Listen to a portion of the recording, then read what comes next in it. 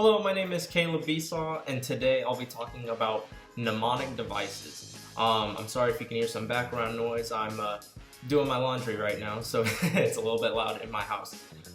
So, like I said, my name is Caleb Besaw. I'm a secondary social sciences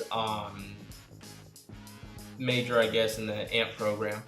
I just got hired to teach at Leeds High School over there in Leeds, Alabama.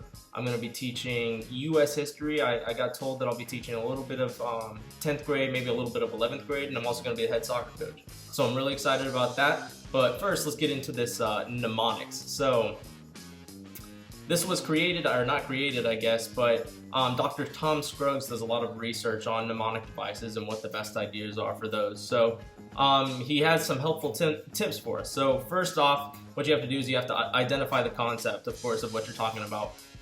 That students have most difficulty remembering. So it might be something that you're talking about social sciences wise, where you're trying to remember the names of presidents or important dates or something like that, which we're kind of moving away from that, but mnemonic devices help us a lot with that. Next, you have to find somebody to brainstorm with and come up with ideas. You can use your own art, stick figures, cutouts for magazines, or really anything to help just create these mnemonic devices to help students memorize what you're wanting to memorize. And next, what you'll do is you'll practice each step carefully with the class. So you'll come up with these mnemonic devices at first, but what the real task is to do is to help students create their own mnemonic devices in the future.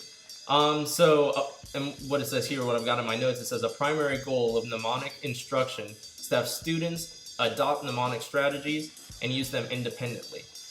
So when they're at home or when they're in the hallways, they might be singing these songs, they might be saying these quotes to each other, and that's when you know that you've kind of struck a chord with them, that you taught them the right thing.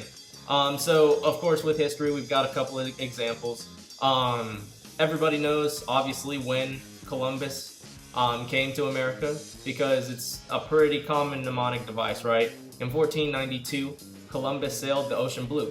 And he was, what was he? He was looking for India or the coast of China, Asia really, trying to find spices. But what he found instead, he didn't know it, but he founded a whole new continent, not founded, but because we know the Native Americans found it. But yeah. And then another one that I had one of my teachers talk to me about.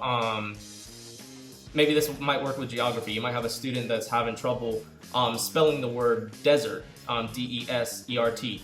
You're in the desert, you're describing a desert.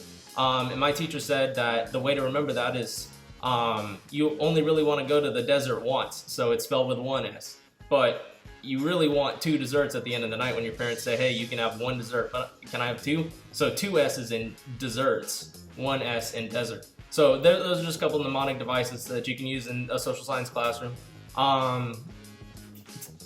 to kind of help students remember these key concepts. Thank you.